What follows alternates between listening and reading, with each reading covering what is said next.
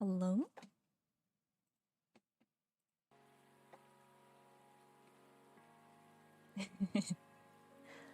Hello. Okay. Whew. Okay, hello everybody. Welcome to the stream. Hopefully the music is at an okay volume at this point. If there is any. Oh, okay.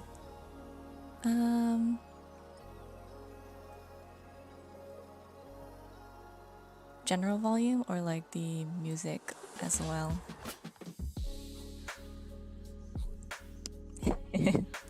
Hello everybody. Okay, yes. So okay, my voice.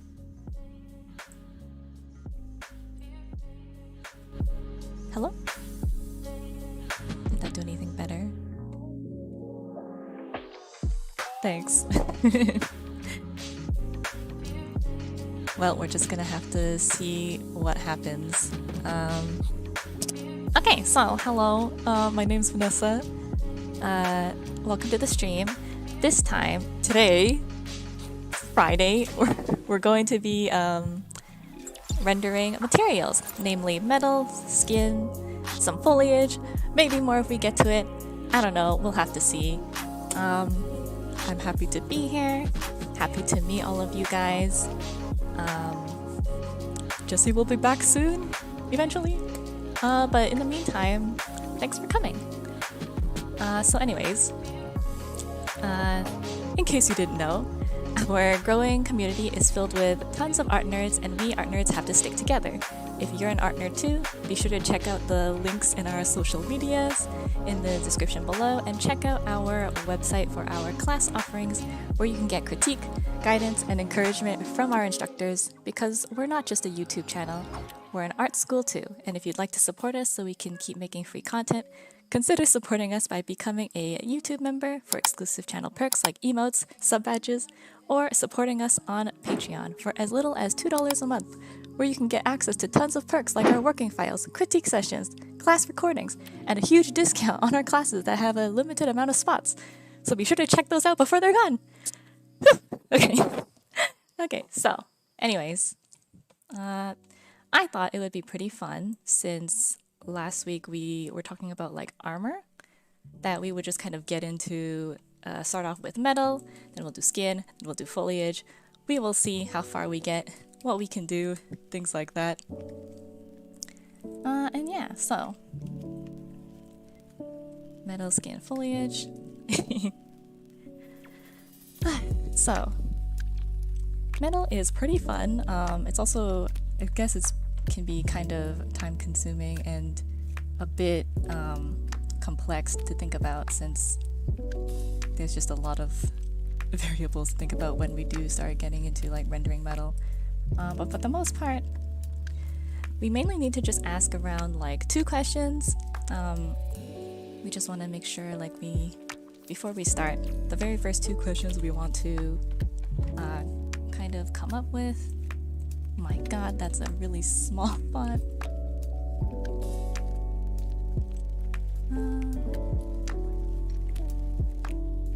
Whoops. This is Clip Studio, by the way. I apologize for how funky it looks.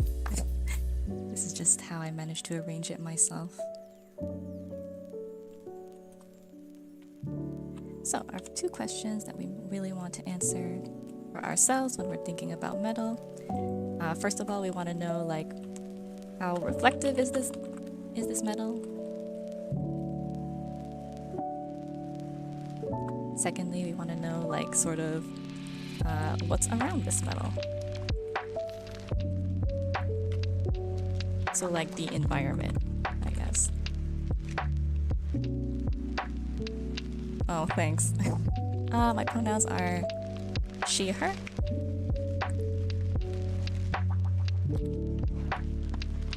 Alright, so I think like when we're looking around at like metal stuff, I think like you guys have probably seen stuff like this sort of thing.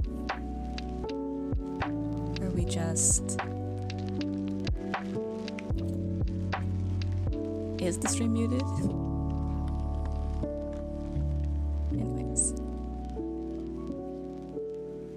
Okay. Let me see.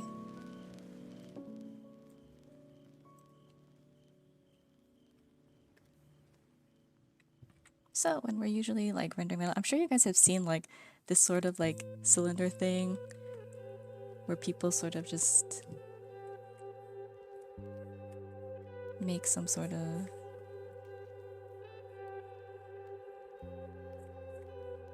this sort of like formula to it.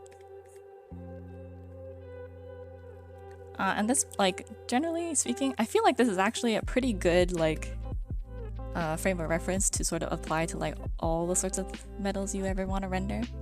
So that's good to hear. And it's generally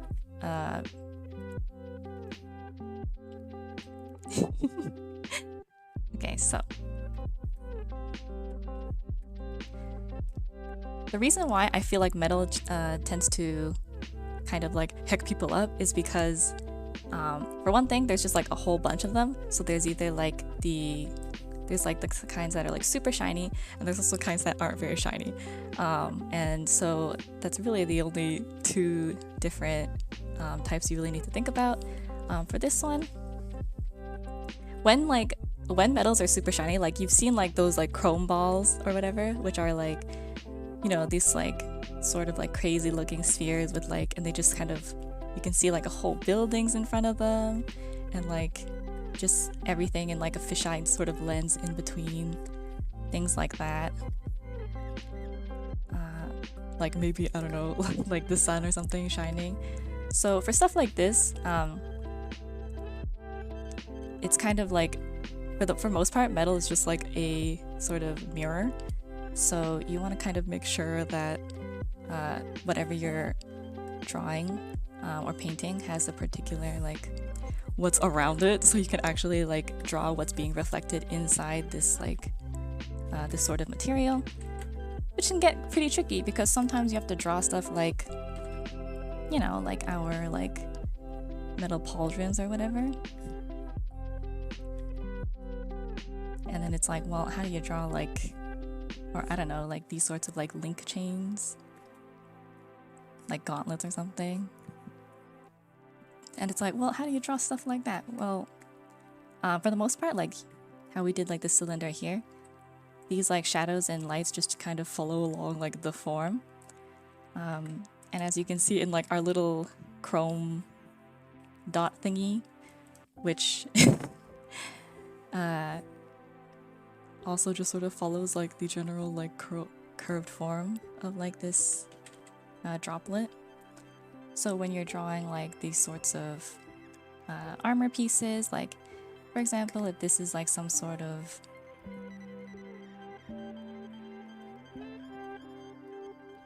you know, like, I don't know, pretend pretend this is like some armor piece.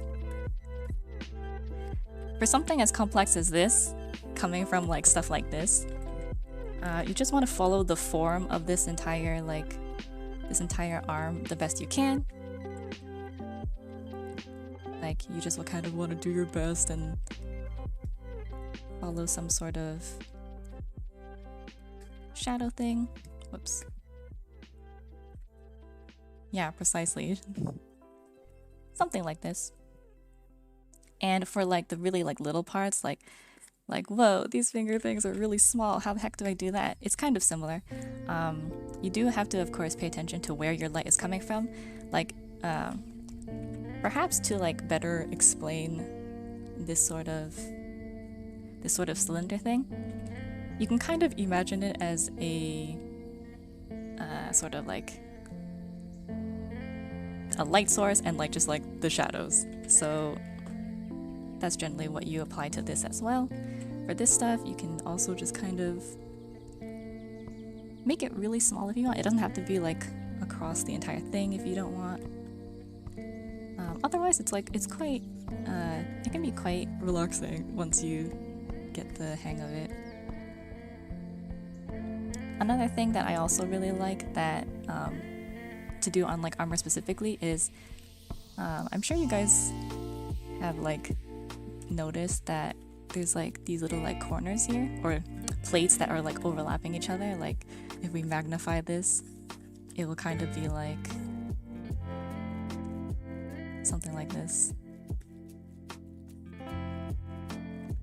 So like once light hits like the edge of something, it usually like bounces off in a really interesting manner. So you can also just add like little highlights like that just to make it look a little bit more interesting. For things like these pauldrons here, or maybe I should just redraw it.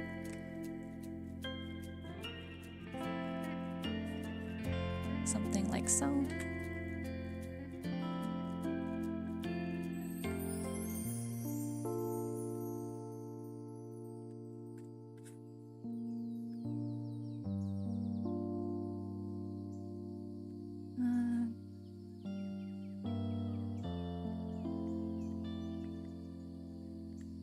Some sort of pauldron thing. You don't have to like be too overly detailed with it. Just pick like some sort of like highlight, and then depending on like how this like pauldron, how you choose to like make it like form, like possibly like this, or maybe like something like that, so in this direction. And then you can kind of gradually figure out how to put in your shadows, because a lot of the time, for armor in particular, I noticed the metal drawings, there tends to be a small gap between the edge shadows and the actual edge.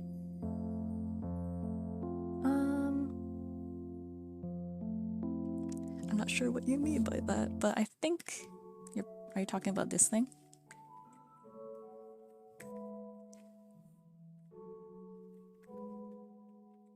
In any case, so this is for like shiny armor in the cases of like, which I guess if the armor is like well taken care of and polished. Even for like really like organic shapes, like if it's not for example, if it's not just something like this, like little chrome droplet or whatever, and it just ends up being something like something crazy like this, you do kind of have to like just sort of think of it as like just a liquid mirror. So like for example, you'll just have like this sort of like the ground area reflected, and then maybe your buildings, and then you have to like warp the actual image with like what you got. Like maybe there's like, I don't know, some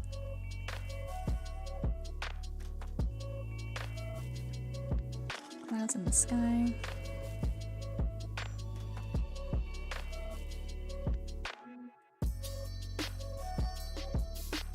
Oops.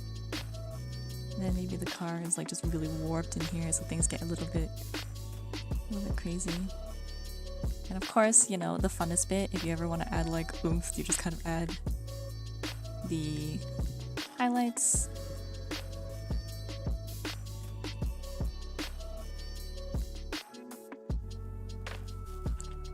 These are just notes, of course, so it doesn't have to be anything spectacular looking, but you get the good idea.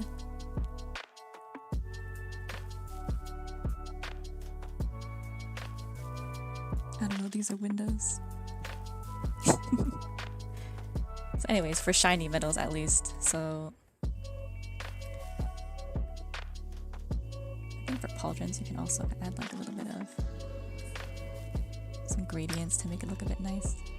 That's something I like to do too. I feel like there's something about like just adding a very dark, like something dark underneath the highlight that makes it look really nice, that makes the highlight pop out.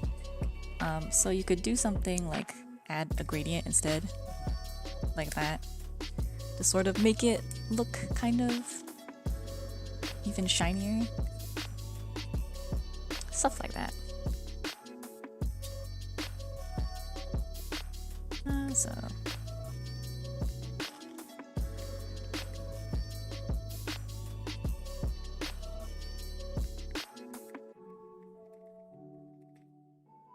So that's what you do for like, I mean, I guess that's the general basis for what you want to do with shiny metals. Well, what if things aren't shiny? Well, then it gets kind of like, I would say it gets more like forgiving.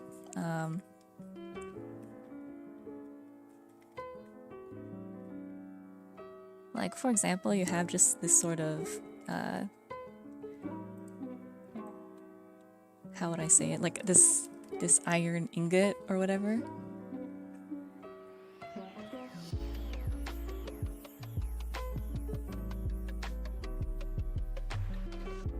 For the most part, I feel like you can just shade it normally.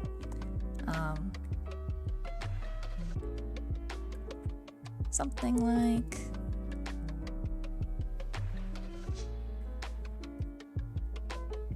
something like so. We'll just have to see.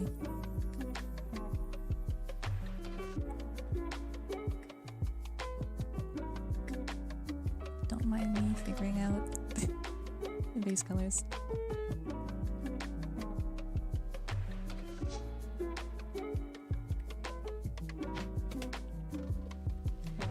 For like really non-shiny, I guess like matte sort of metals, you do have a little bit more leeway because you don't have to worry about like the reflection as much.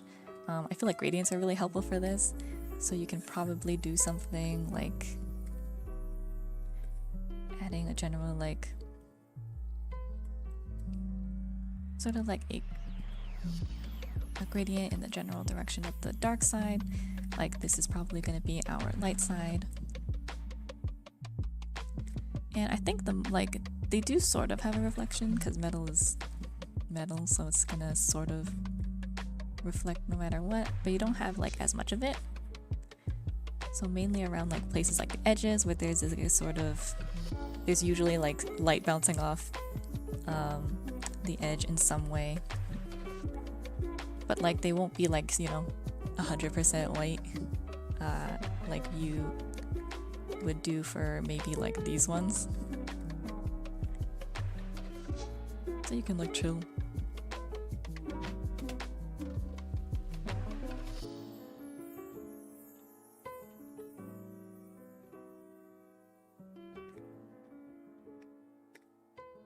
The fun part for like non-shiny stuff is that you can add like more texture to it, I think.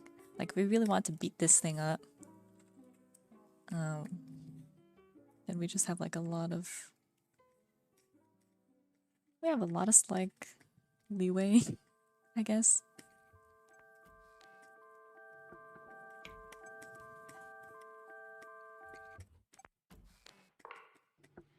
Like texturing would be pretty fun. All these like ingots and like, I don't know, these depressions, these marks.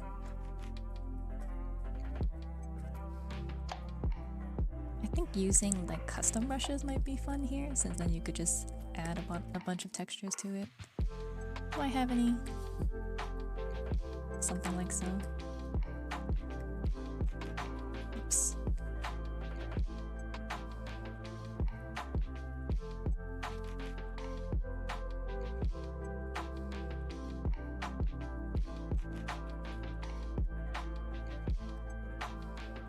And as you can see, like I don't really even need to think like super hard about where things are like going, because it looks pretty convincing already. So that's a great thing about that. I guess it's like a bit similar to painting stone, except I don't think really stone has that much highlight anyways.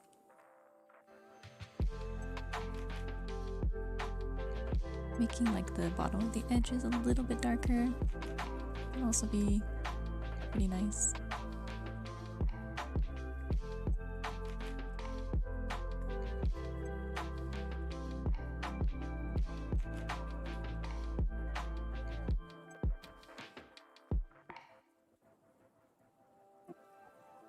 And if you wanted to draw like nicks and stuff, like nicks as in like, you know, chips and things, then it's pretty, that's also like pretty easy. So like when you're thinking about like chips and, man, I would like some chips. But anyways, so like chips, nicks, scratches.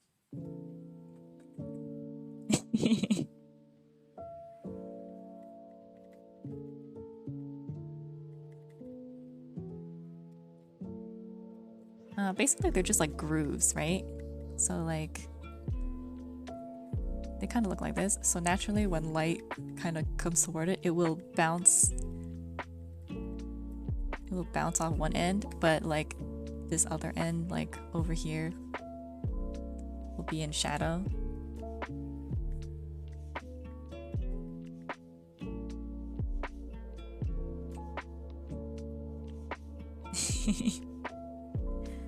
So if we wanted to do something with like on this hunk of iron, you could just like put in some sort of like, I don't know, some grooves. Really wanted to beat this thing up.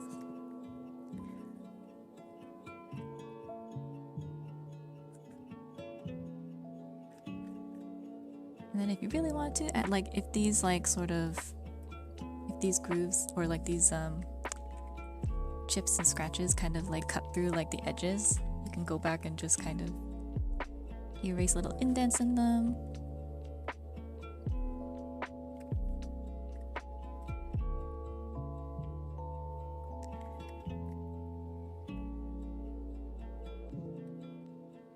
And then I'm gonna just mark it in like so.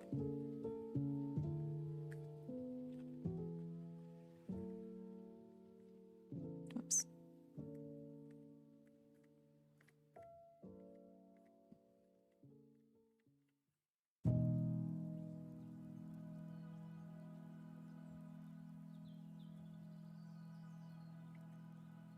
Depending on how like much you want these chips to show, you can like fiddle around with how much light you want getting into these crevices.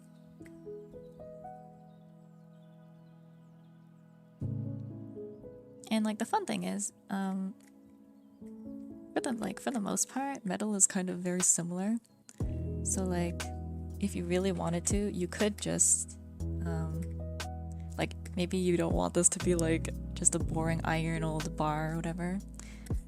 If you really wanted to, you could just fiddle around with the colors, like made a new layer, and then just clipping some yellow to it, and then you just kind of, not quite overlay, maybe, no, yeah, like so, like color layer, and then it looks, there you go, it's a gold bar, hooray!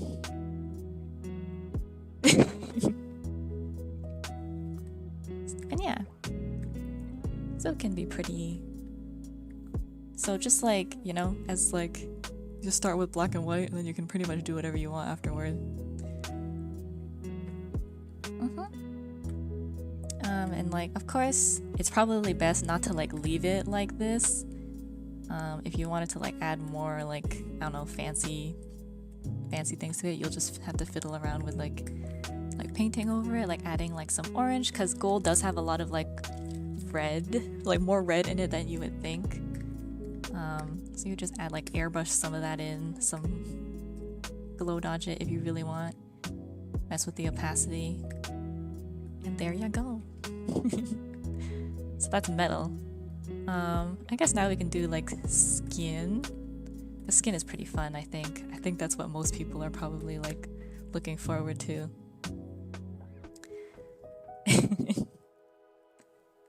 Yeah, gold is just a recolor, a reskin, if you will.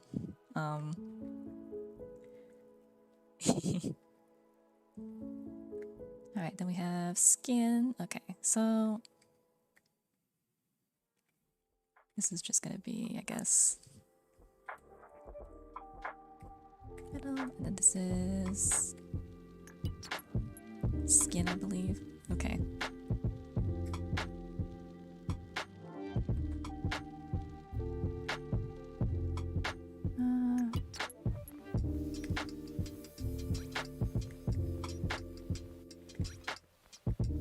Okay, so for skin, as usual, I think reference is always like, you know, gonna be your best friend. If you really want a particular skin tone or like a specific lighting, because as we all know, there's just an infinite amount of lighting situations, things like that, to take into account. So I guess if we want something like, I don't know, like we've got skin.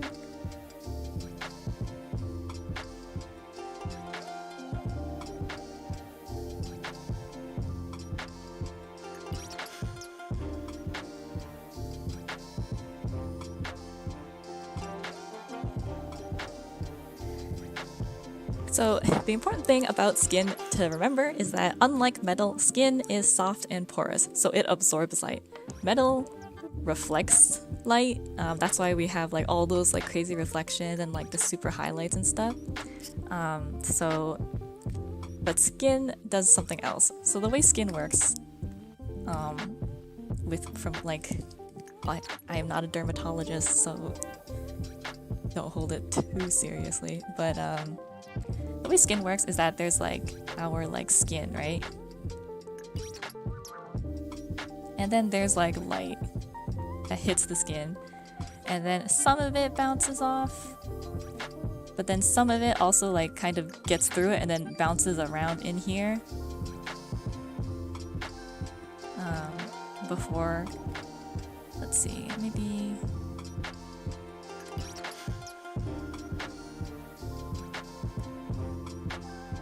so some of it will bounce around in here. Maybe I'll just make it a little bit.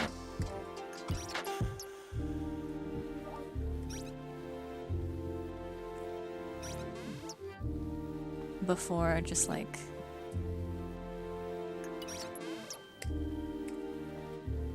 before it exits, right? And then what happens when they're like kind of inside our skin? Ideally, like the person you're drawing is like alive, so there's like blood kind of underneath the skin. So that's like the red sort of color that kind of pops, like the light will kind of pop out of the skin.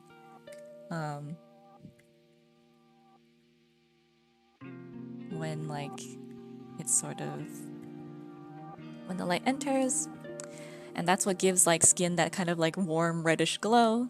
So and that's something like we kind of have to account for. Yeah, so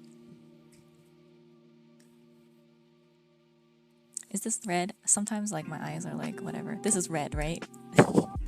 Am I fooling myself here? This is supposed to be red. Okay, so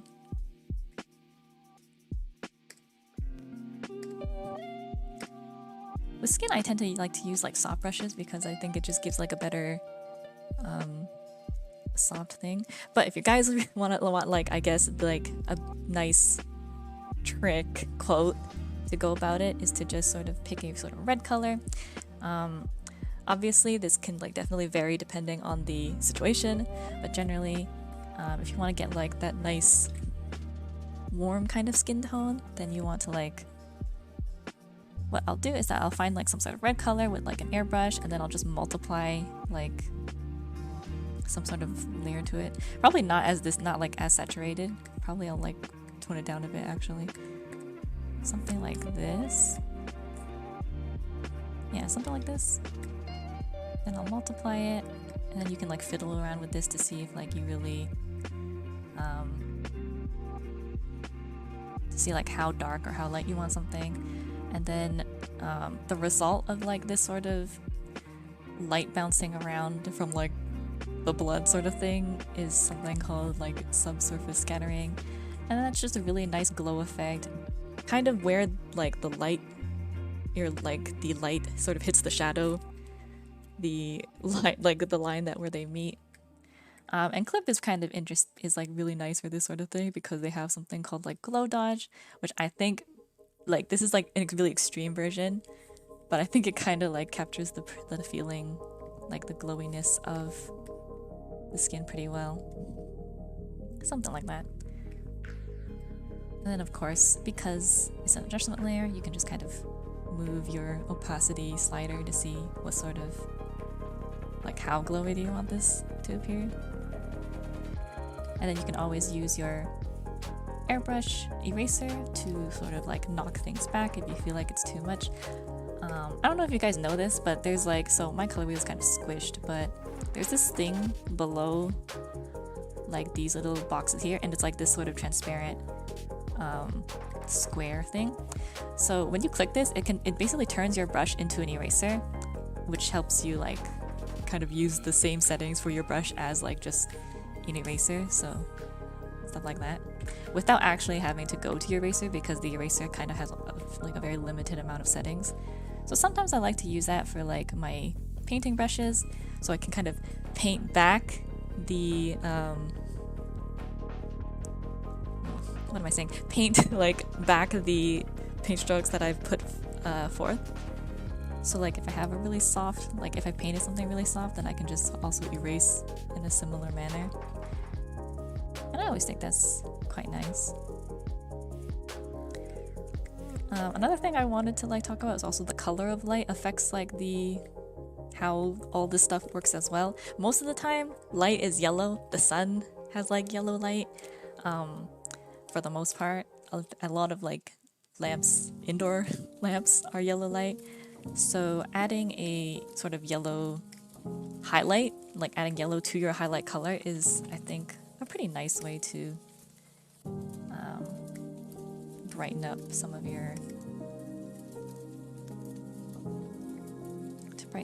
your skin tones. Of course, you know, you can just adjust it how you will. Things like that. If you want to like shade it more, I think you guys have probably seen like maybe like green color tones in your, if it's more cool. So if the lighting is pretty cool, then the shadows I think will be a little bit warmer.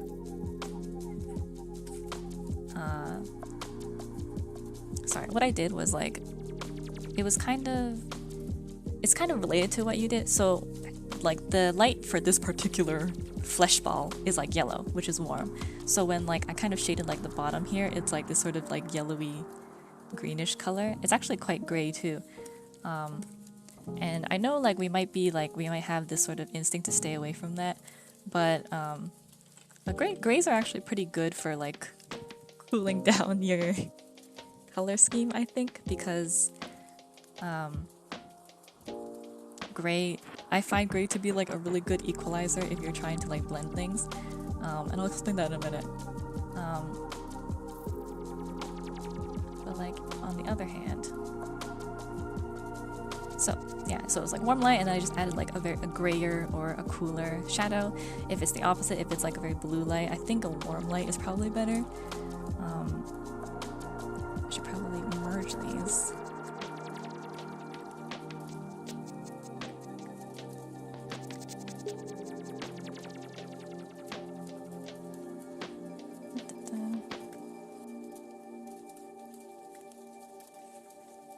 Hopefully this turns out fine.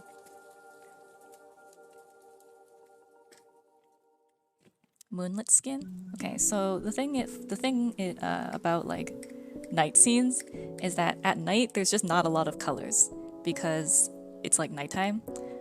So like for example, like I don't know, it's like a very dark sort of scene, right? So something like pretty simple you could do is to just put like your shadow layer over your like skin tone, because that's like your local color, right?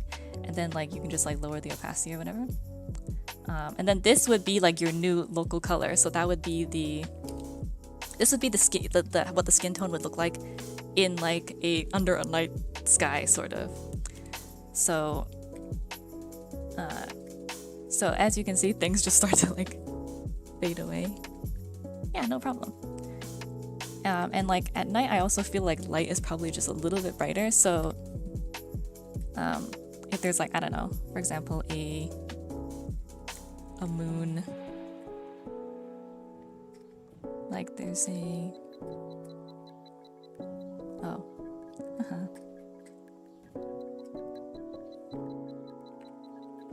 is that probably just like moonlight or something? This is a moon.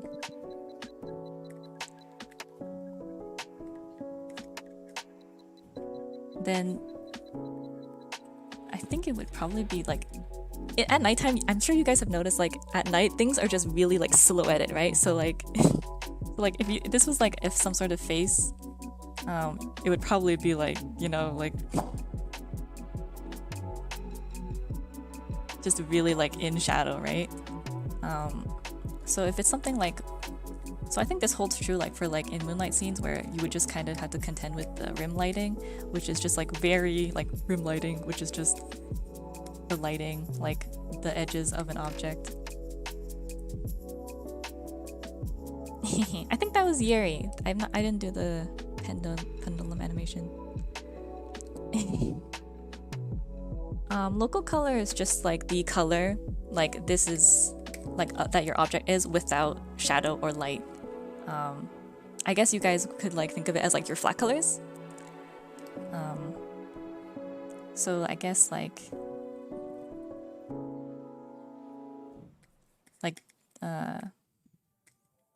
this, it would just be a local color, like this skin tone, this skin tone.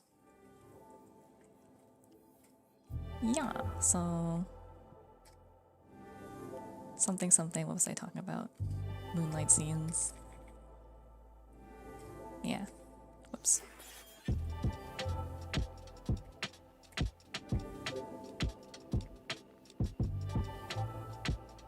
Here's my color. Yeah. Yeah, and then you can always like add shadows, like more shadows in your night scenes if you want, for like just an interesting effect. I think multiply is actually a really good layer for that sort of thing. But you know, you don't have to worry, I guess, about like making your nighttime colors look bright because it's nighttime, so it's probably not going to. So yeah.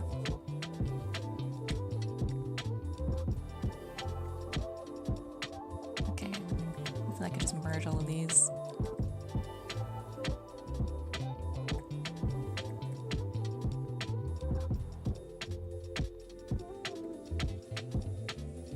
Just to clean up. Okay, so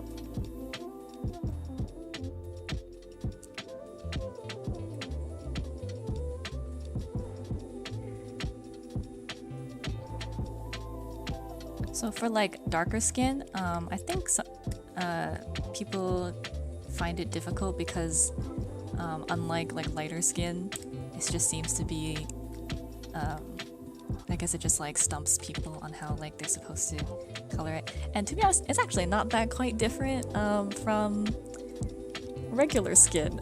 So don't worry about that, fellas. Got you covered. So perhaps I'll make this a bit bigger. Maybe I can't. Oh well. Okay, anyways. So, you know, in this color wheel, this is like, this side of the triangle is like kind of the light side, right? So this is what kind of determines how bright or light your color is, while the other side determines how dark it is, right? And the gray side is your saturation, so that just determines like the grays, like black and white colors. For dark skin, I think you want to stay around like this sort of area here, and try to like stay closer to like the color side and less on like the gray side here, because I think a common complaint is that people will end up doing something like, for example, if this is like brown, then they just end up using like gray to shade it or something like this. and then like maybe like a lighter brown to sort of shade it, and then it ends up looking kind of like muddy, or like not very like lively, so then people don't like it that much. But if you stay over here, hopefully just the way I've set up my CSP isn't like completely bonkers, so you guys can kind of see what's going on. I would think it would be best to stay in like this sort of range when you're coloring dark skin, and in this sort of like warm red, like red to pink, purple, even if you really want. This side of the hue slider, so like from around like orange to like maybe purple. I would usually stay around this area, and for the most part, that's basically how it starts.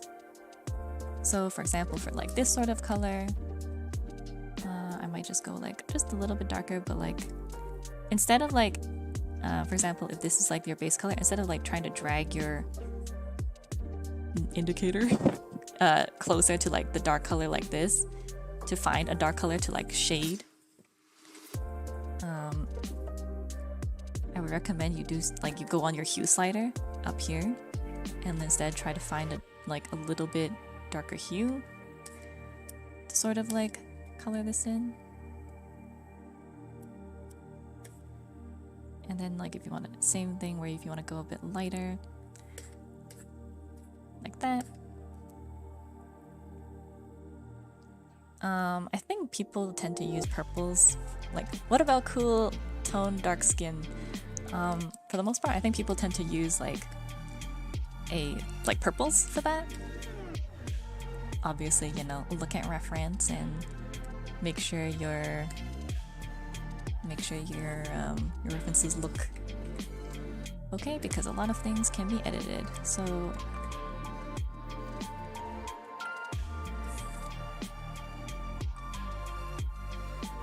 I think purple is pretty cool. Like, I think it's cooler than the reddish ones. Sometimes like skin is also like, you know, in photos they're like just edited to look a very like peculiar way. For the most part, it's like pretty similar. Oh, I guess like I do draw a lot of like purple elves, so I do use like just end up using like you know, like the drow, like those sorts of D&D sorts of things. Oops. And in this sort of case, it's sort of the same thing where we were talking about with like, you know, the light and the, like over here, we were talking about the light going through the skin, and there's like blood, right? Which is what gives like the reddish sort of hue.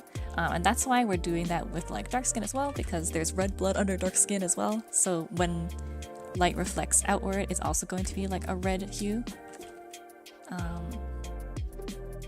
Like so. I don't know, a glow perhaps.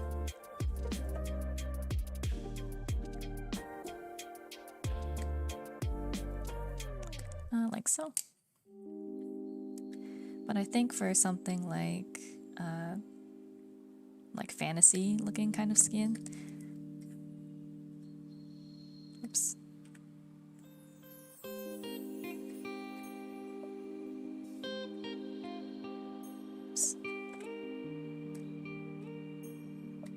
You also have to consider, like, in your fantasy world, does this creature have like different colored skin or something underneath?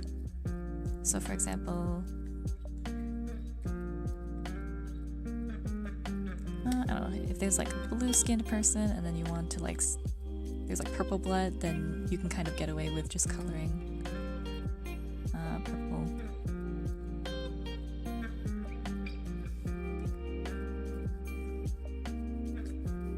Or if it's like blue skin with like red blood, then it would also be like purple because it's a red, you know, blue. The light has to go through like this blue filter to get to the red underneath, so it reflects out as purple. Stuff like that.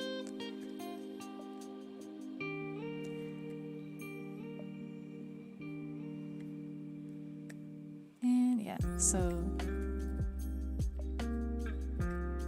something like that. Man, I have no clue about green blood. I guess if it's like, if this is like pink skin with like green blood, I'm assuming, let's see. let's do some thinking. There's like yellow light goes through like, I don't know, this pinkish kind of skin. So like, let's see.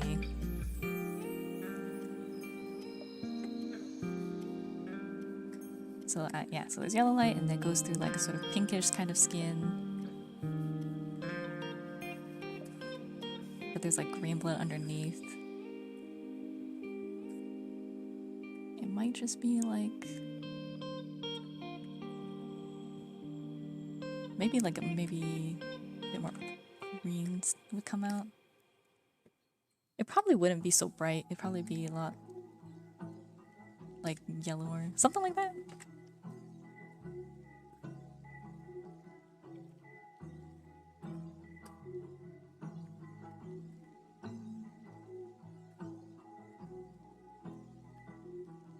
Something like so.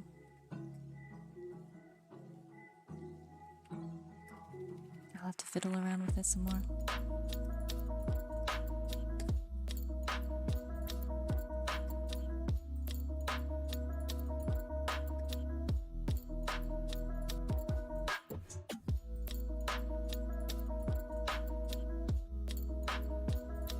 So that's like a brief overview on skin, sort of.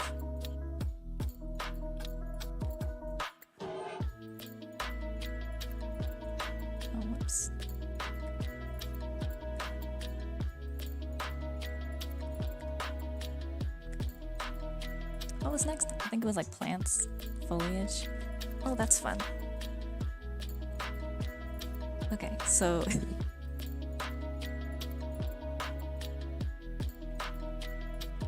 I think it's gonna be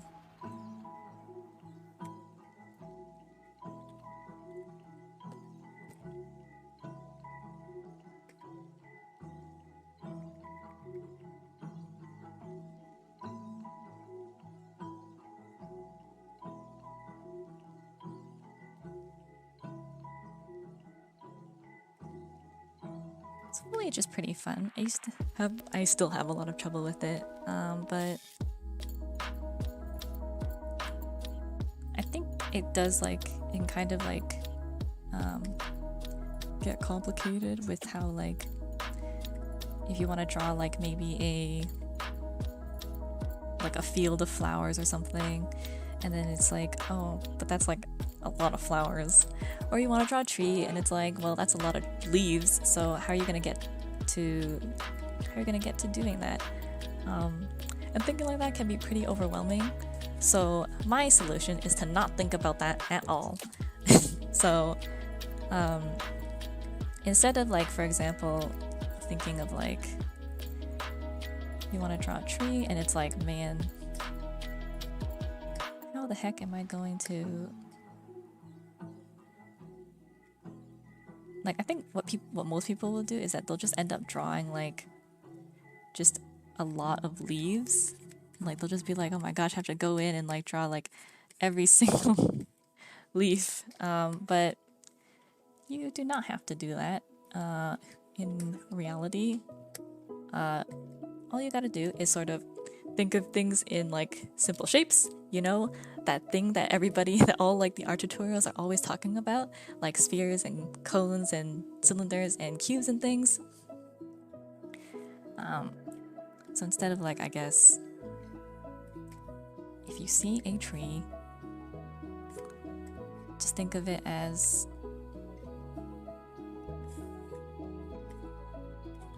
I think seeing like a tree sort of as something like this, or a bush, I guess.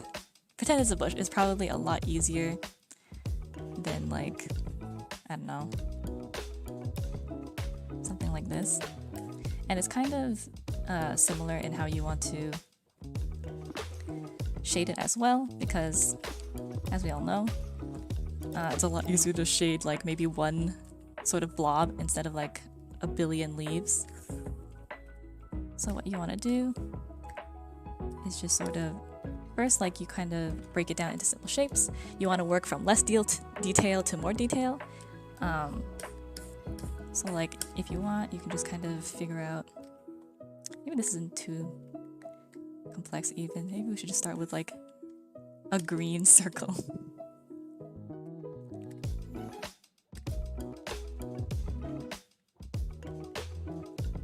And then you just want to gradually like shade it like so, and then maybe have your little like light at the end.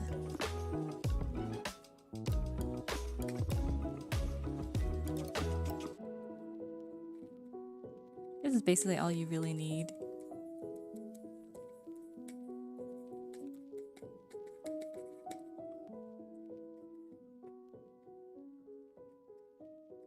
And then you'll just gradually add detail to it.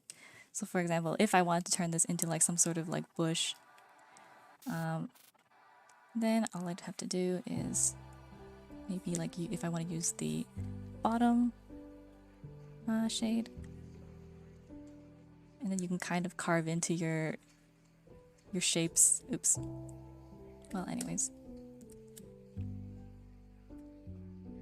start adding like detail gradually, like so. It's kind of like thinking in layers, I guess. You're like layering these leaves on top of each other like a little pile. So you start with something like this. I don't know, maybe you want to like gradient it even more, like at the bottom maybe, like so. And then you can like use your next layer color. And then because like we have already established that this is sort of this is kind of where the light source is going to be. So you can also just start using that knowledge to your advantage.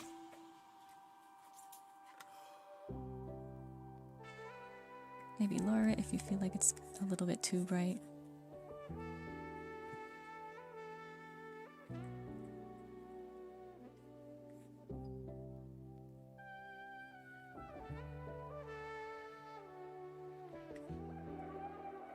And add in your little details like so. Like this, and I'll just come after.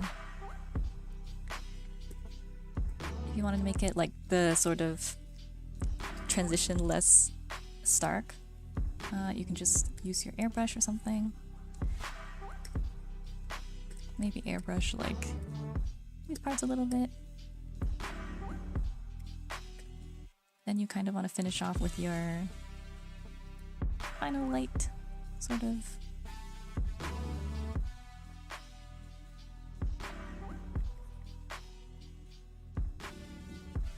Your final color.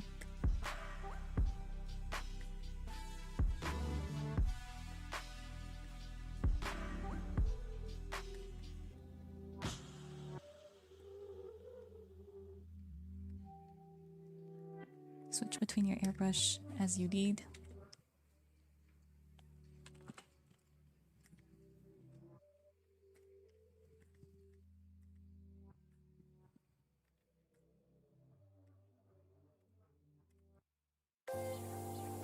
And then sometimes I like to add just like an extra highlights, just like, not really highlights, but just little bits.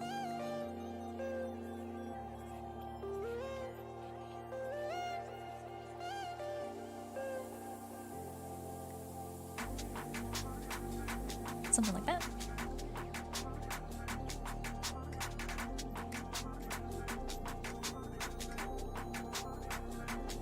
Yeah, and then you can always, like, after you've like done this, you can always just go back and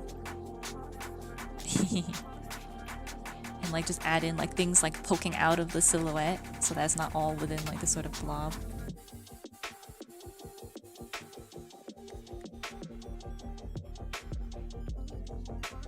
You can always like make it detailed. Maybe you want to add like more like shadowy types of in like shadowy leaves or something.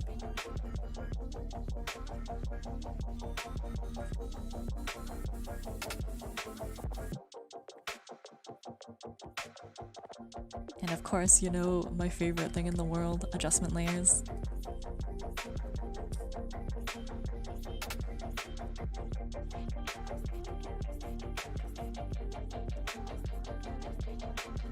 You can just kind of make it look a bit darker. Maybe it's dark enough.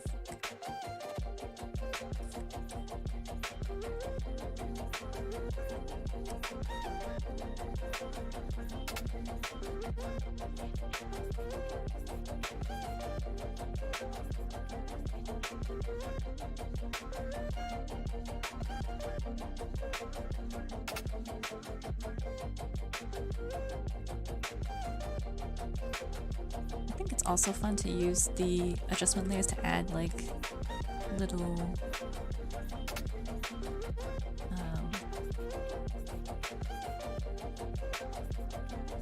these sorts of like glowing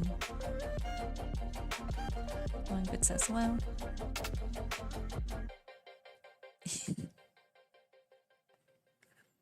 There's something called like, I guess, actually don't know what it's called. It's more like a concept. But you know how you'll sort of like, there's like, we know like the sort of like trick or rule where like high contrast tends to just lead the eye better than low contrast. And what that sort of means is like exactly like this sort of thing where because, let's see,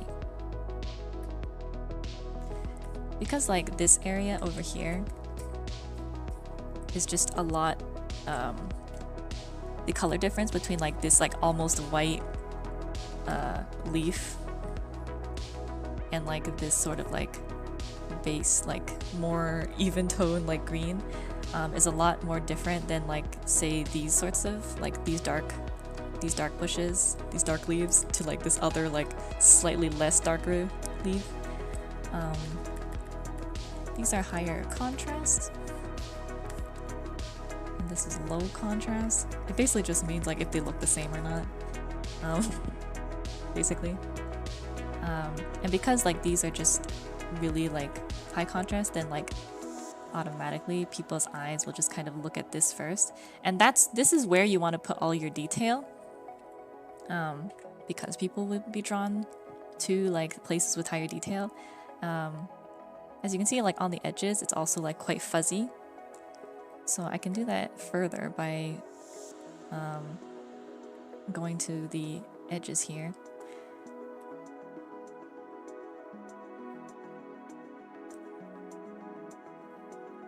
And like, I don't know if you guys know about these blur functions, but if I like blur this out, probably not that much.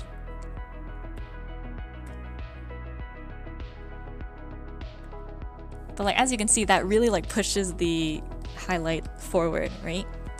And that's sort of like the same thing where the blur is like low detail.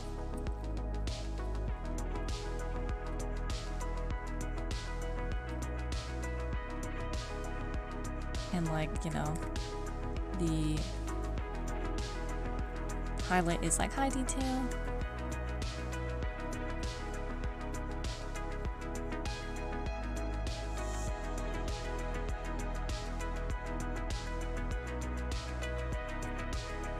And then that's why like these sorts of things will just kind of pop in and out, and it's like using these sorts of tricks and stuff that you use to like fool people into like looking at your art and being like, dang, this bush is the most like well perspective depth illusion bush I've ever seen, because you're just like using all these things to help you like, I guess, spread your message, stuff like that. You get what I mean.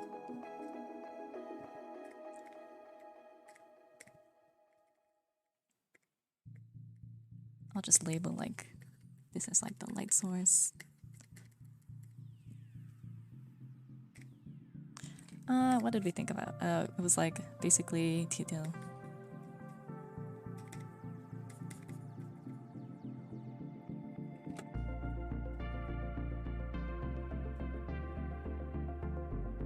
So thinking layers.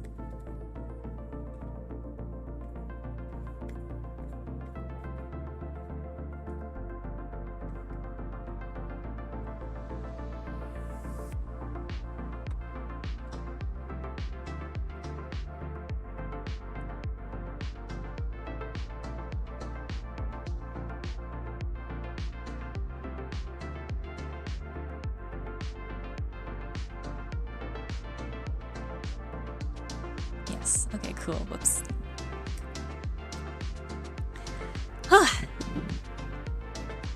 That was nice. Okay.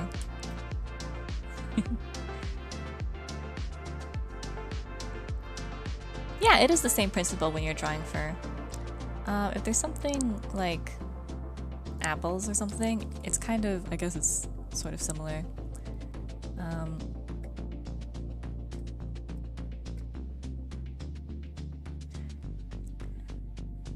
I guess I might have like picked it up since I like blurred everything and merged them to the same layer, which you shouldn't do. You should always keep your layers separate so that you can easily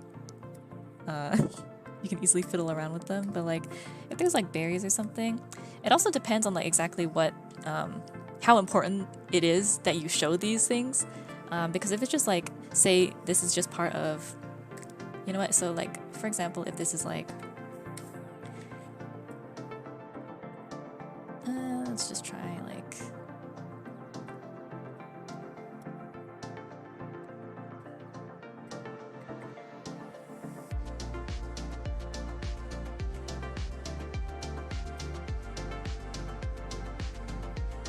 for example, if this is just like some sort of like field of strawberries,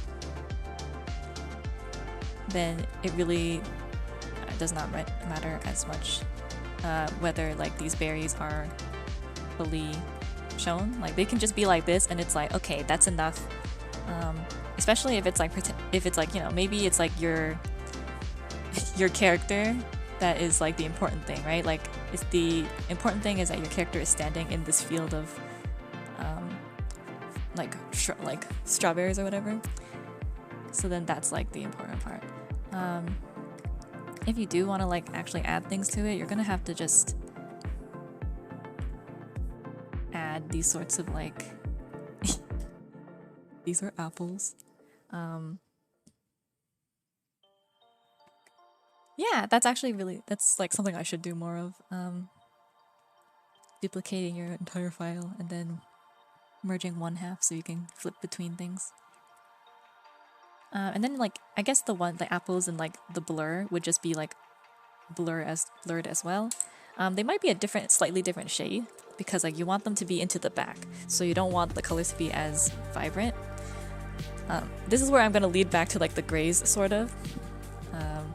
I am moving like on my color wheel. I'm moving closer to the gray area instead of like the color area, because you want to use grays to when you want to push things back. So like so as you can see, this is much these like blurry apples are much further less noticeable, I guess, instead of like say like maybe these ones like in the front. And this is only because like their colors aren't that different, but this is simply because the ones in the front are like sharp, so like more detailed sort of, and the ones in the back are not detailed. If I tried to like put like this red like bright color in the background, it wouldn't work as well because it's like so bright. No, I'm on the same layer. Oh my god. Okay. Well, anyways, don't do that. But yeah, and then you can always like change your apples to be sort of a red color as well. And then like if these apples are like, you know, you want people to know these are really delicious juicy apples, then you can like kind of go in and like slowly render each one like with love and care. Maybe like also add a little bit of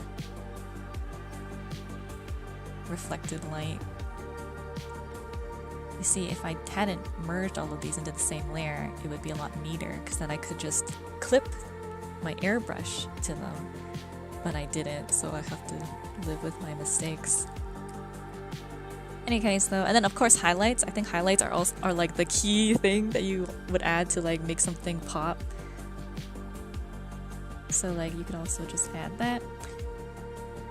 One thing I also like to do, like sort of related to highlights, is to add like the sort of shine. Like if you want to show something is super shiny, is to like just kind of draw like a super big highlight and then just lower the opacity a little. And maybe you want to like knock some of it back so that it's not as harsh, but then like I feel like that just kind of makes your apple look a little bit shinier. something like that. Anyways, if this doesn't work out for you, don't use it. That's my suggestion. Something like this. So yeah. Hopefully that made sense.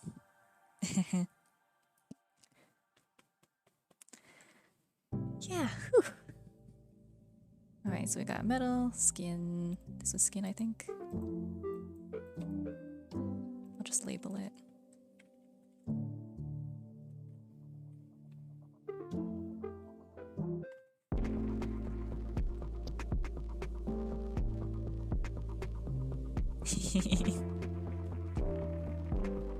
I guess actually these probably would be tomatoes since apples don't grow in bushes, right? Whatever, I guess. Okay, so I guess for like the remainder, I did want to try like drawing something that sort of applies all of this stuff. So this is like fun stuff now, I guess. I mean, all other stuff is fun. Learning stuff is fun, right? Let's see.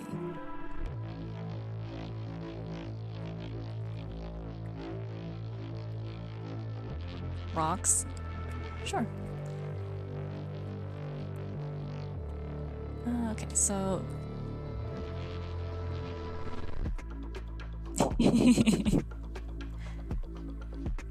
So we got rocks, we got fabrics. Oh.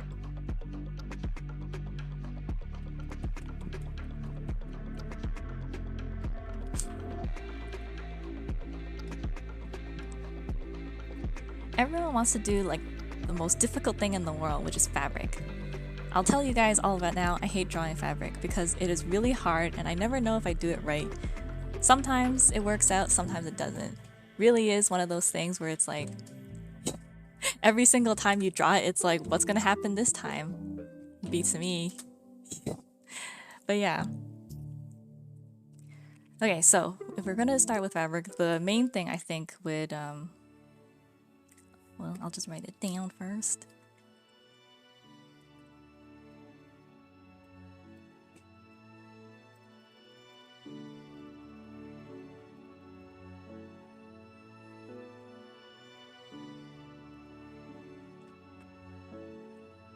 Thank you. Alright, so don't know how much technical stuff you guys can stand, but so even though there's an infinite amount of like, you know, fabrics out there, like synthetic stuff or natural stuff, like furs or lace or satin, things like that, the only thing we really have to think about when we're drawing these things is like how thin and how thick.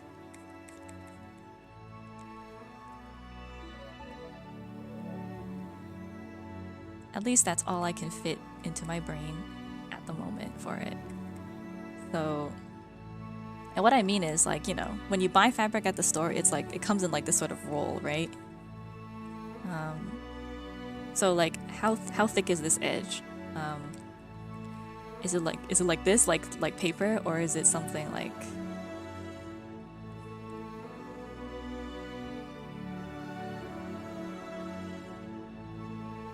Is it like some sort of like sleeping bag type of thing?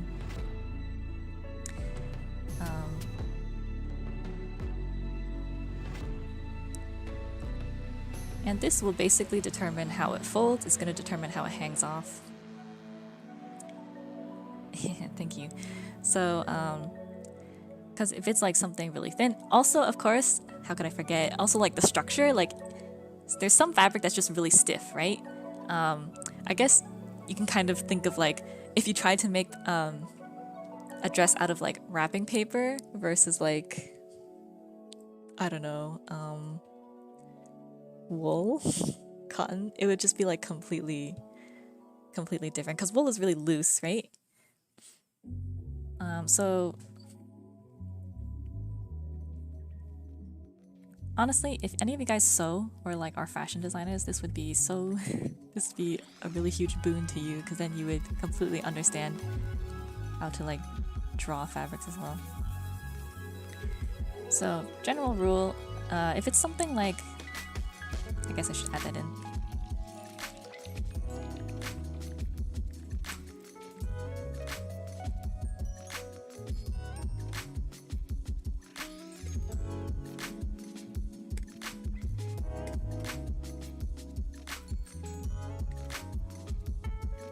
So for example, you had like this really cool person. If it was like a really general rule of thumb, if it's something really thin and very like very thin fabric, generally they'll just have like a lot of like folds. They'll have a lot of like, they'll catch in a lot of places, and you'll just have like just things kind of going everywhere. I think you guys have probably like worn really like thin like t-shirts and stuff, and then like, you know how they just kind of get rolled around your arms and it's kind of uncomfortable sometimes.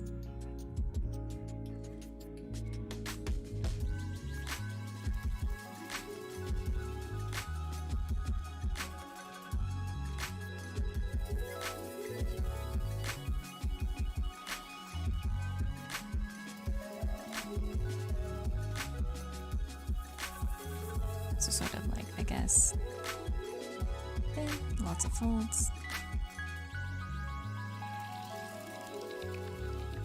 But if it's like something like really thick,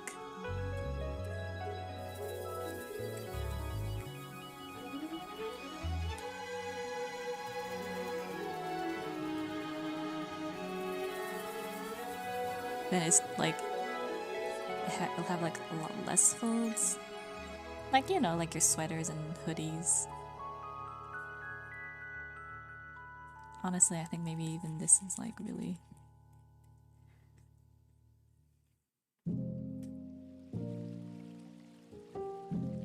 I think the reason why clothes are so like annoying to draw is because as fashionable people, there's just like a lot of materials out there, because even though like this is how we're gonna separate it like into thick and thin fabric, there's just a lot of different fabrics out there, like, I don't know, polyester, leather. I can't even begin to think how those things work. And then like a lot of stuff is synthetic too, so I'm sure it works differently than like how it used to be.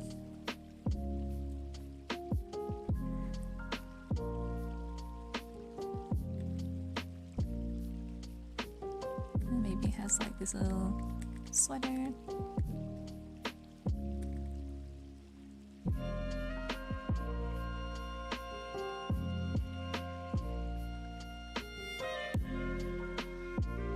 How would I render this stuff? Well, that also depends on like what material it is, because if for example, if this was let's see, if this, like this thick one,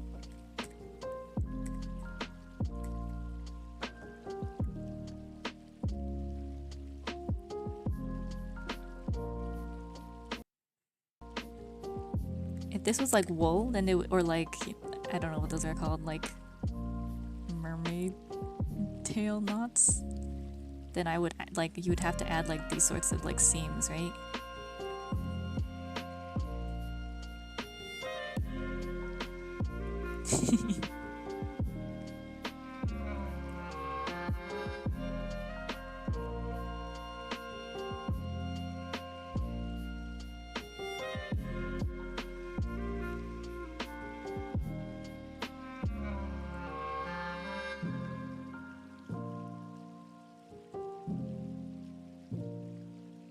As usual, references your best friend.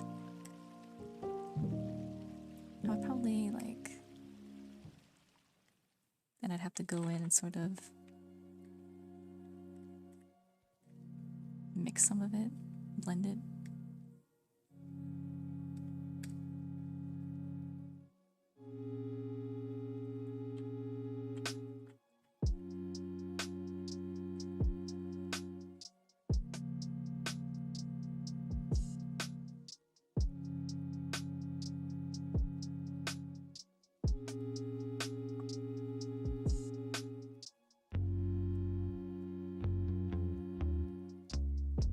think fabric is also really good for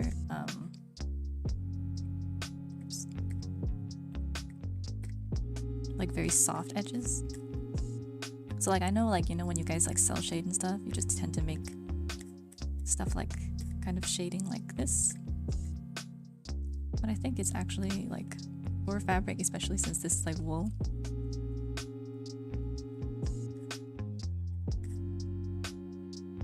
sort of bending the folds like that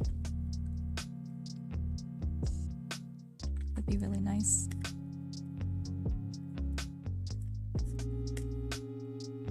And then you can like reserve like the sharper stuff for like really like these pockets of like folds.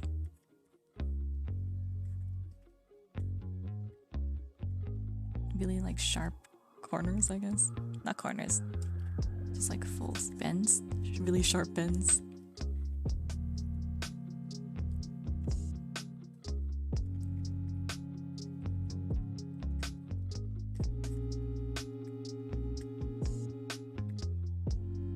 And then of course you could just multiply it, make it look a little bit different.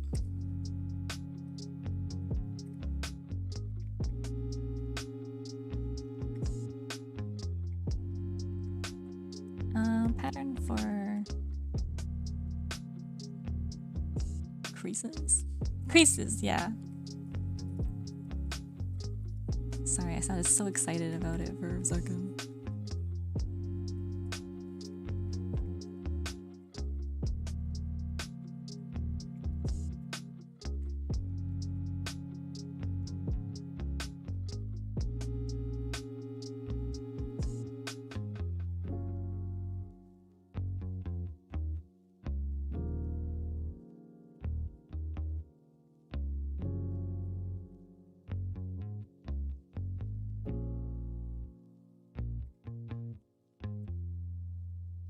Hello.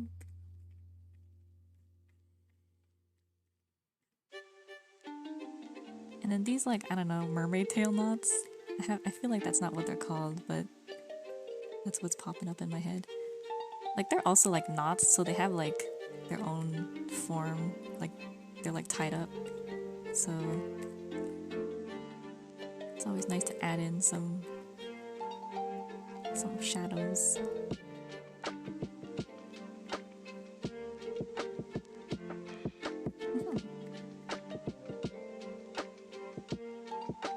I feel like this is one of those cases where custom brushes would be really helpful, because then like you could just like sort of drag your pen over the sweater, and then you wouldn't actually have to do any of this by hand.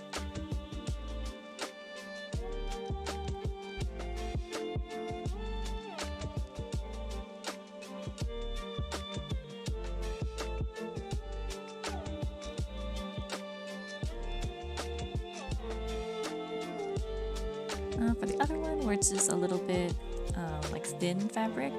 So one thing I have observed sort of is that thin fabric also kind of like it can be a little bit like see-through as well, right? Which I probably won't get too much into, but as a result, I feel like the color of it will also change like pretty, because it will reflect whatever you're wearing underneath. So it will also, whoops.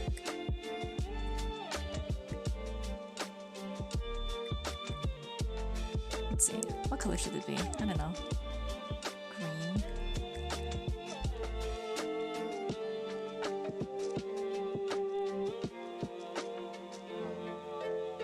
Purple.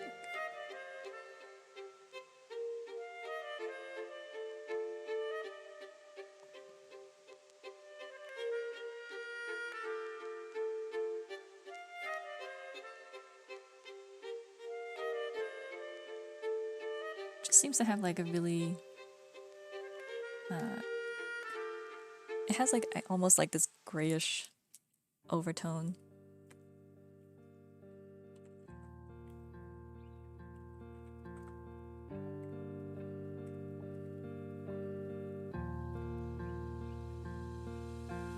I feel like for something like really thin, there would also just be a lot of folds. It would mostly be like, I guess, brushwork.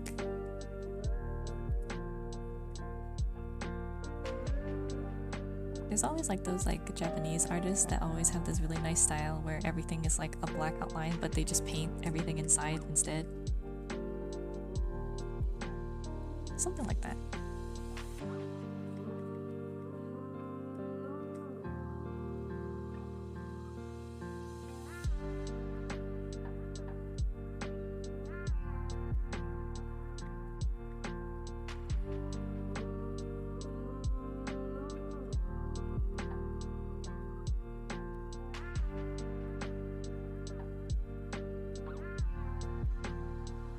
I think thin fabric also just captures like the highlights a lot better. So I think this shirt actually would have like some sort of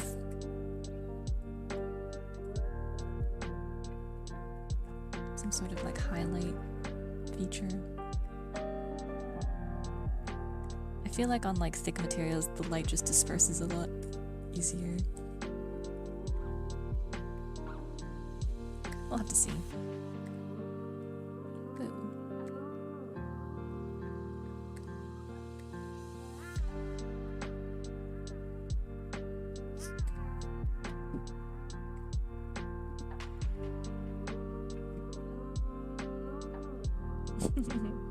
Yep.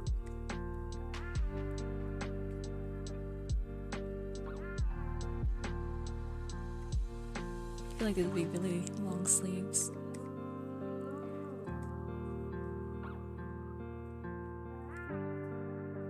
It might blend better to, I guess, like harder shadows.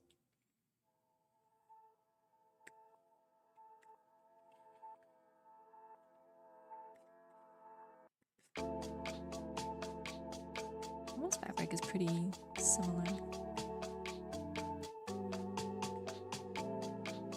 It just really depends on how much time you have and like whether you like rendering, and are you willing to render like every single fold of clothing that you draw.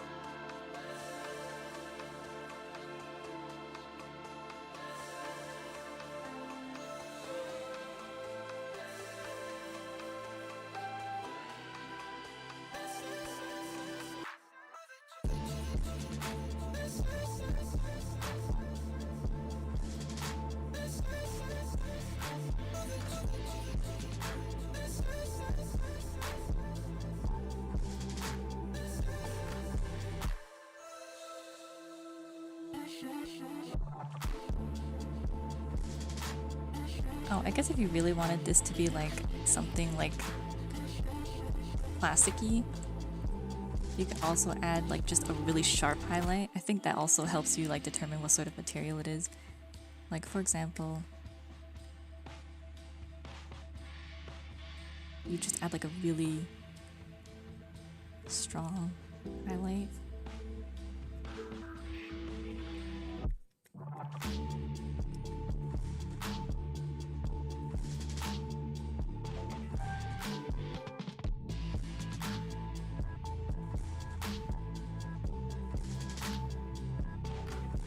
Then it just kind of already looks like something more artificial.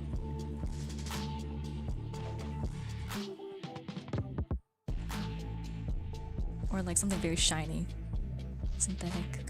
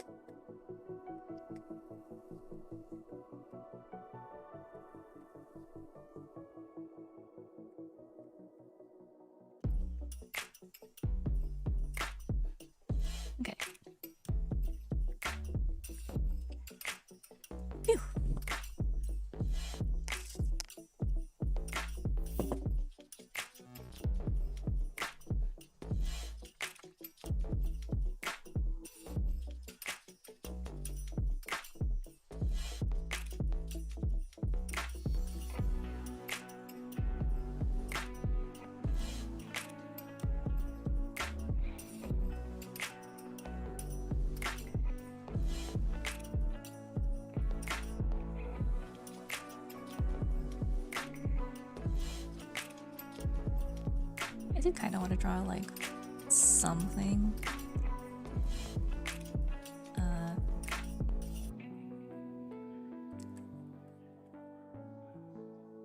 Just to show like how you'd actually paint something for reals.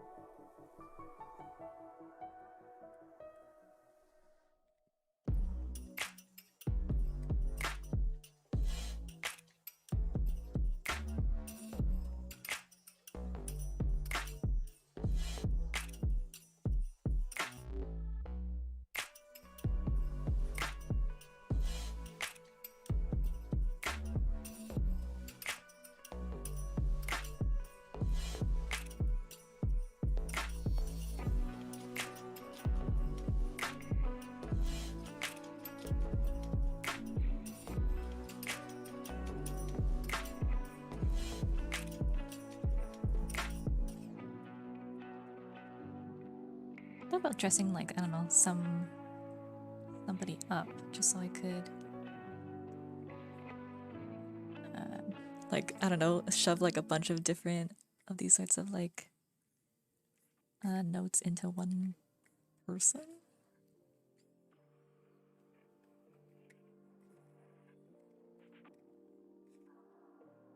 We'll see how it goes though.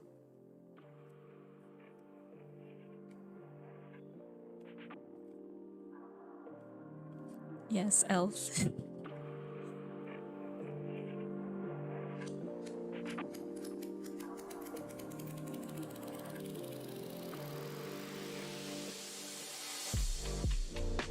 I can render it a bit. Even though rendering is like, you know, like very much sort of painting, I kind of like to add, I kind of like to do line art and stuff anyways. I think it helps me keep organized.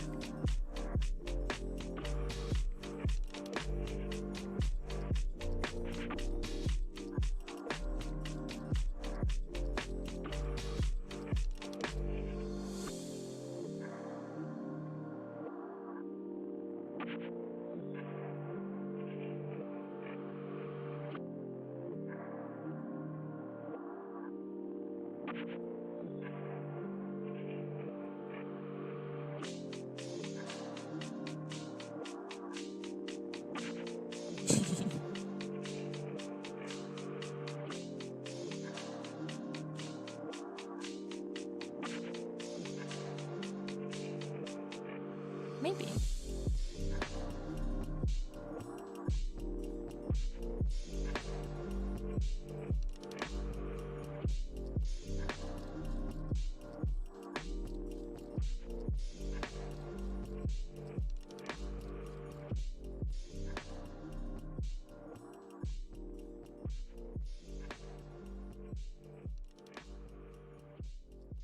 Ugh.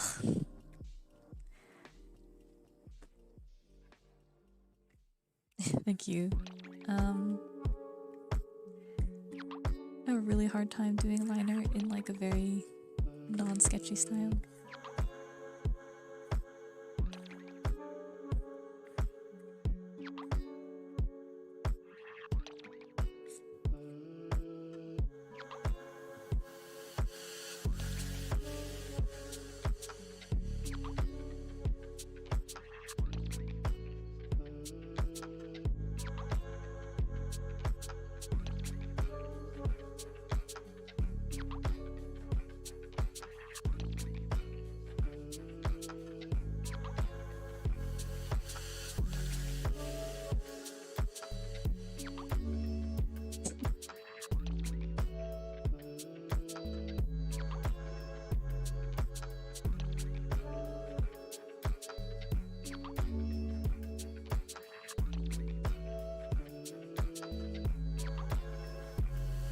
I don't know, I just think elves are really fun.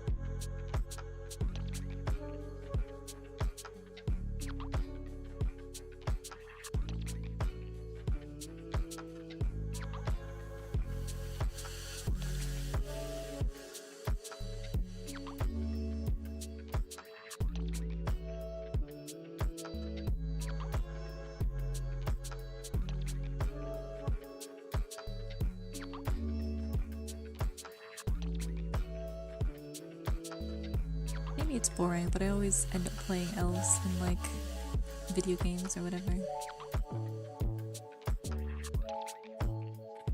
I guess I'm just curious with like the different ways people like to respin a whole elf thing.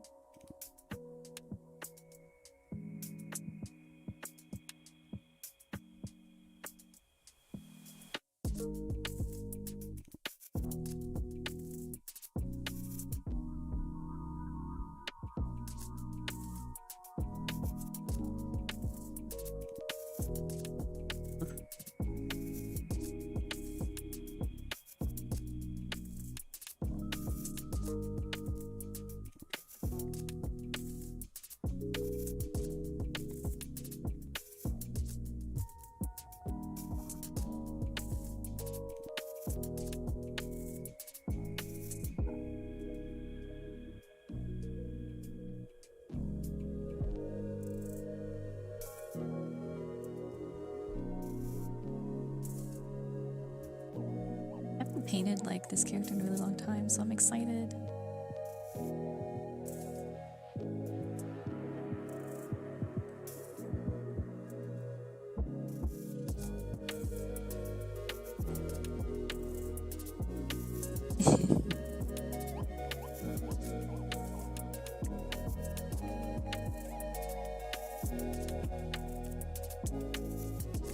It's one of my elf characters from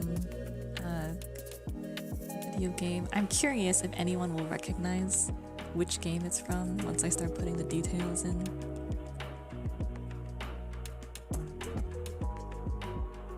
She's like a player character anyways, so not like an NPC.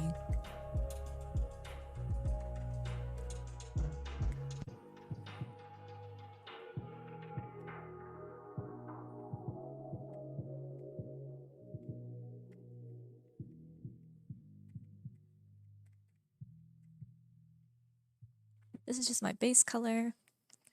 It can be any color you want. I just like to make it the skin color or the clothing color. Just for ease. I usually just end up clipping my my layers, my other colors over it over time.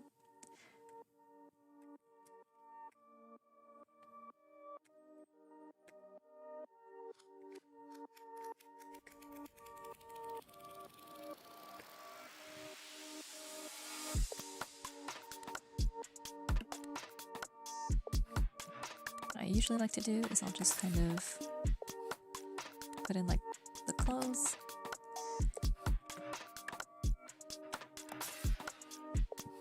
Or I'll block in all the colors of like everything. Whoops.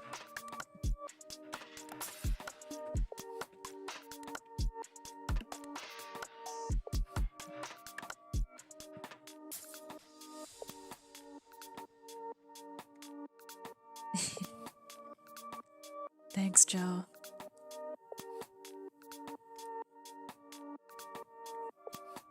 Oh, I didn't.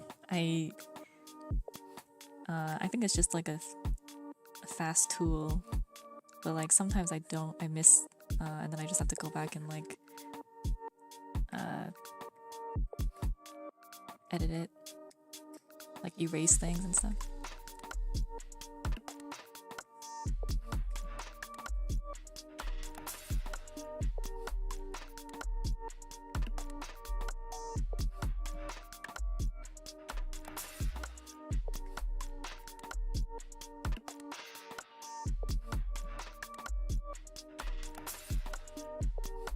And then sometimes it's the bottom layer that doesn't like fill through completely. So I have to go and fix that as well.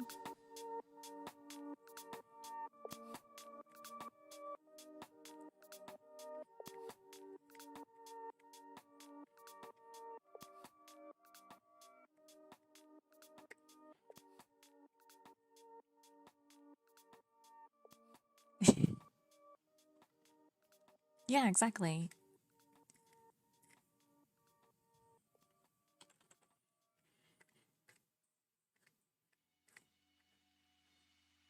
Maybe someday I'll like be able to just trace it completely on the first go.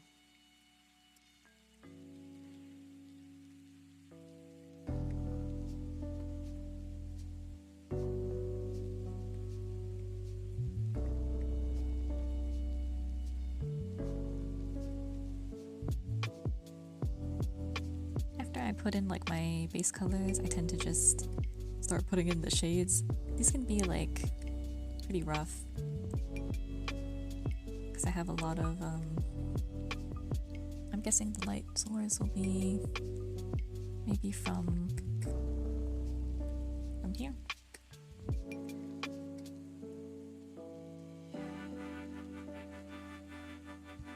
So probably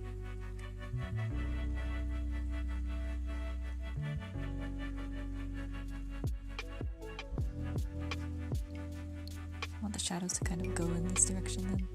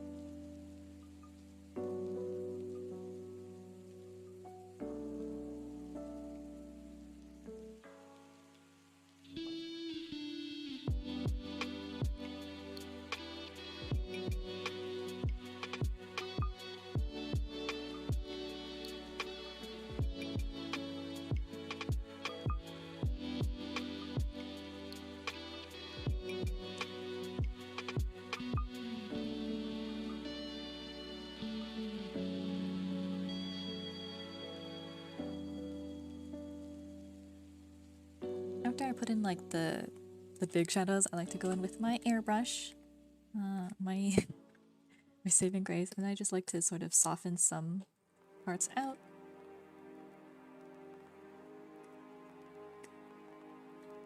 Leave some parts sharper than others.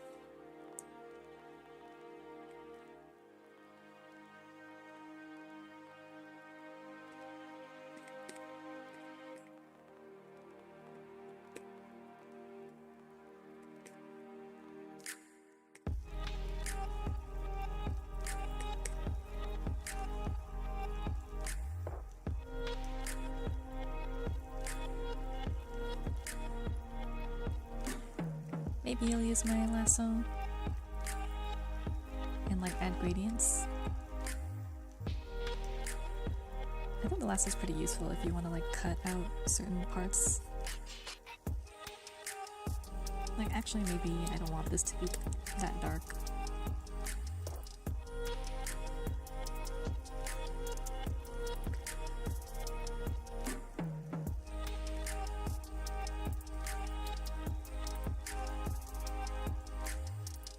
And I can erase things too. Yeah.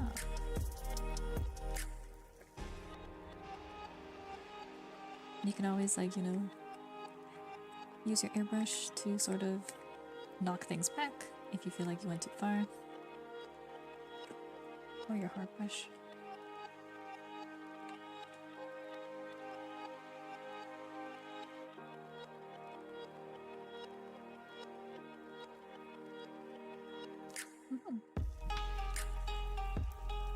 That thing we talked about with the metal and like the how like, you know, hair wraps around like the head and stuff, but it's also like a type of overlapping, kind of like the metal gauntlet things that we were talking about earlier.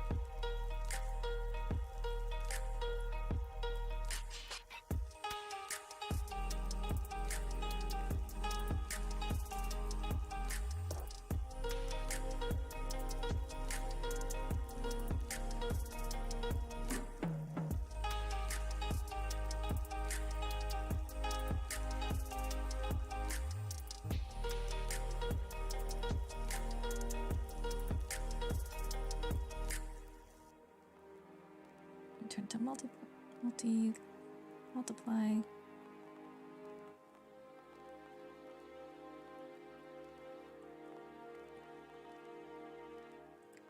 So as you can see, it looks kind of dull. Something I have been experimenting with is duplicating the layer and then setting it to like sort of a glow, just to see how it looks. But I think the red doesn't suit well, so I just end up changing it to like a yellow or something.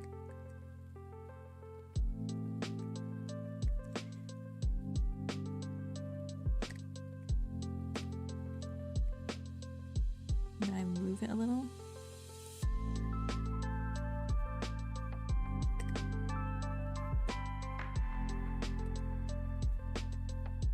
I'm gonna try to blur it.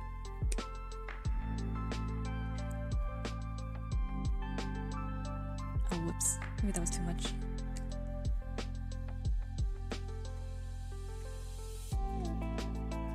Maybe I still have to do it freehand.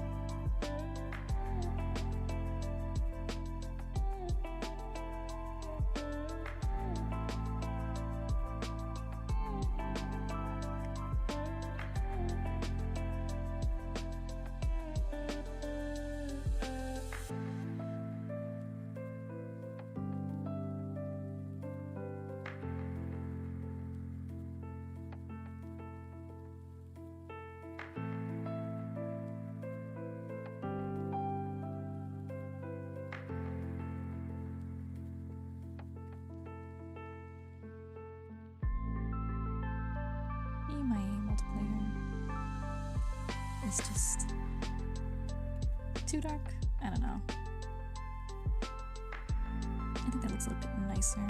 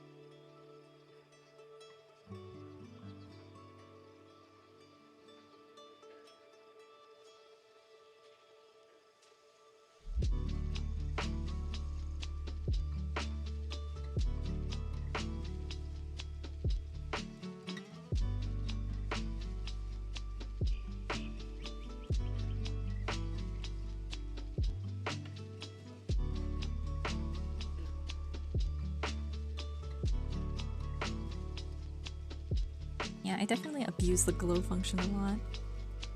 I think this is like kind of like a Clip Studio only thing, like the glow dodge specifically. So I'm always like, well, I just like it so much.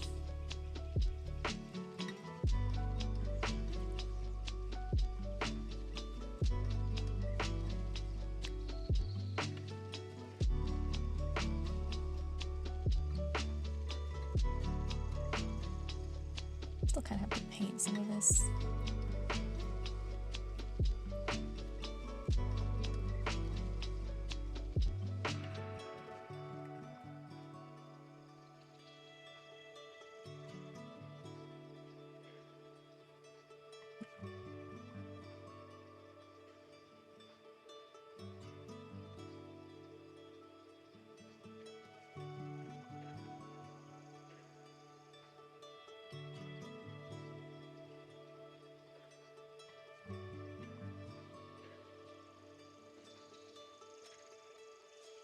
Yeah, I'm not sure if like I know there's like color dodge and like overlay, but I don't think there's something like glow dodge in other programs.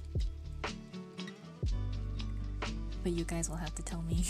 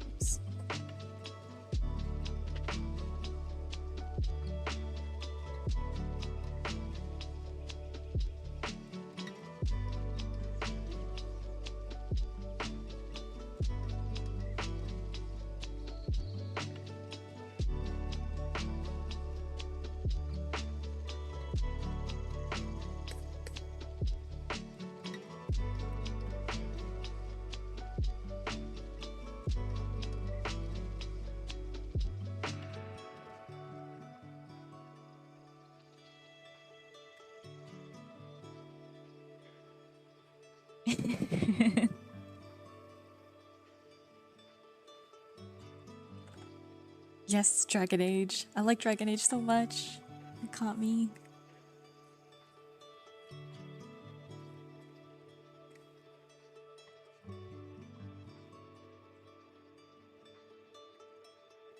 Oh, whoops.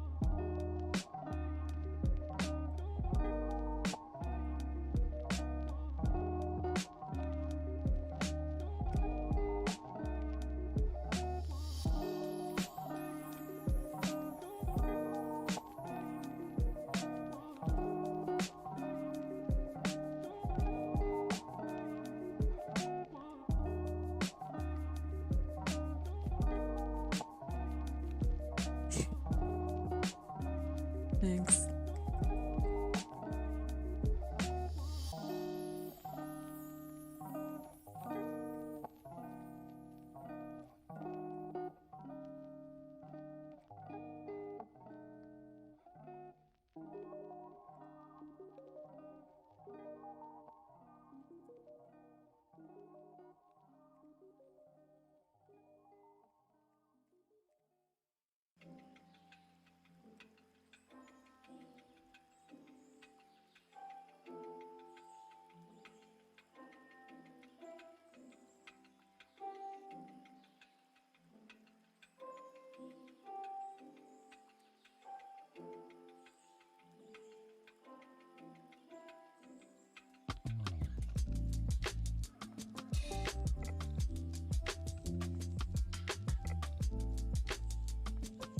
Actually has green eyes.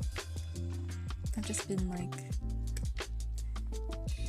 a bit shy about drawing them, I guess.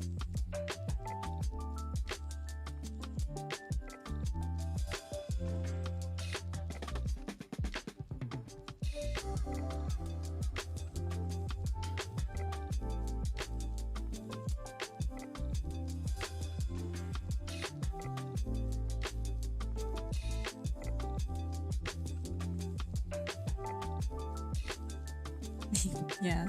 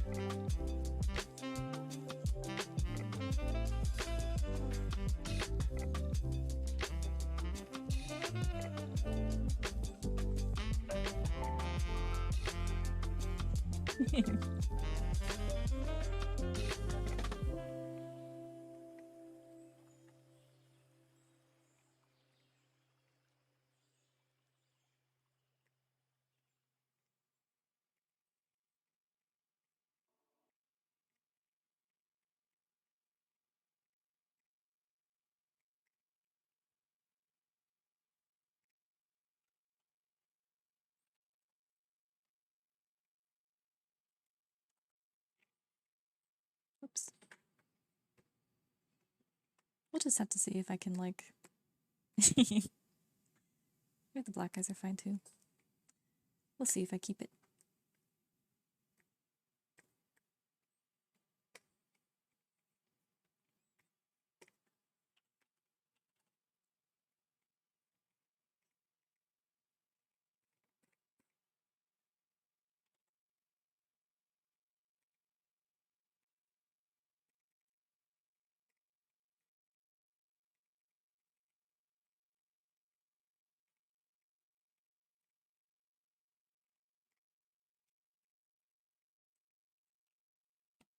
Oh, heck.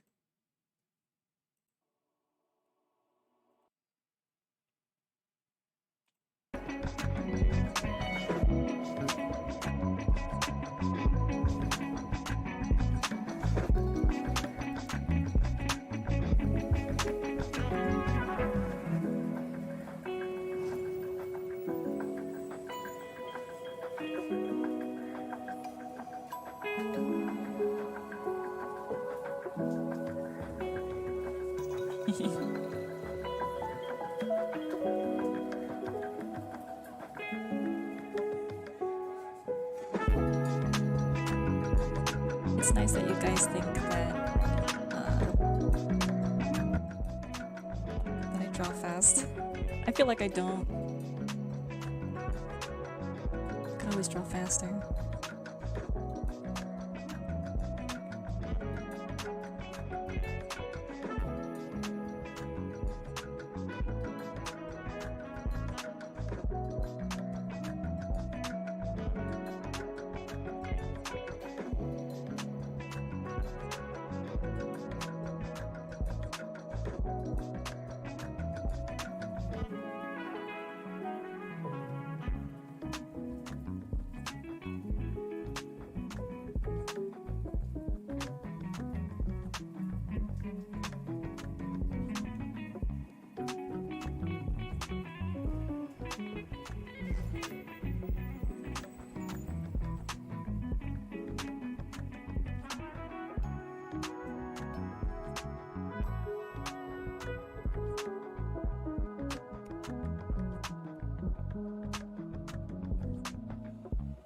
Thanks, guys.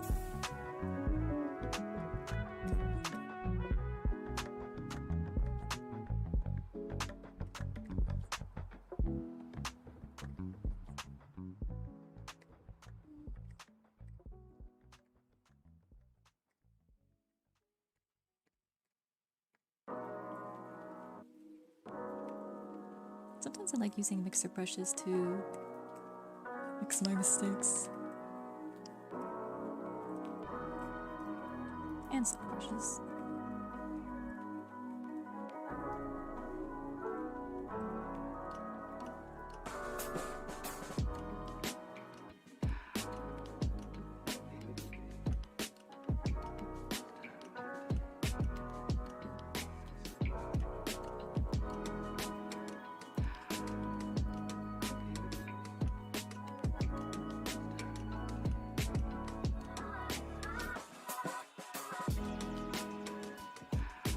Yeah, I think it's because like usually with the eyes and stuff, my eyes aren't really that rendered compared to the rest of the art.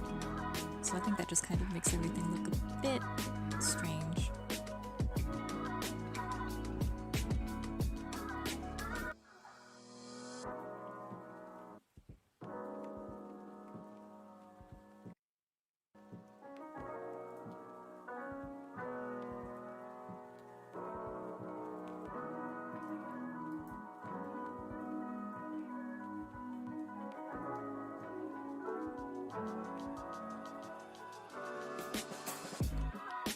It's all like, you know, time.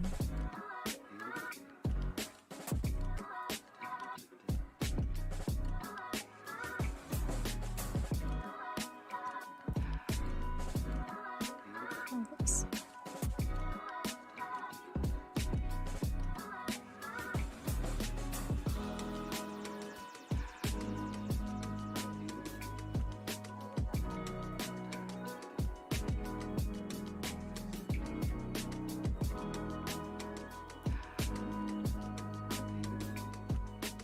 Cool, okay, I think that's the end of the stream, right? 6 p.m?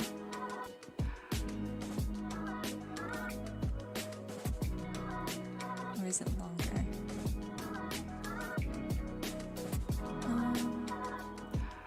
In any case.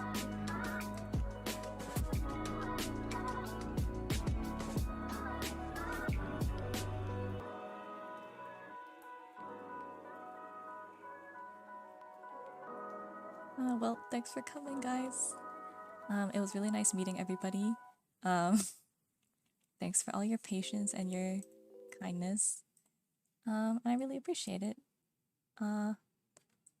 Hopefully you had fun. I had fun too. Yeah, sure. But yeah, I will probably hang around a little bit just for funsies, but I'll see you guys another time.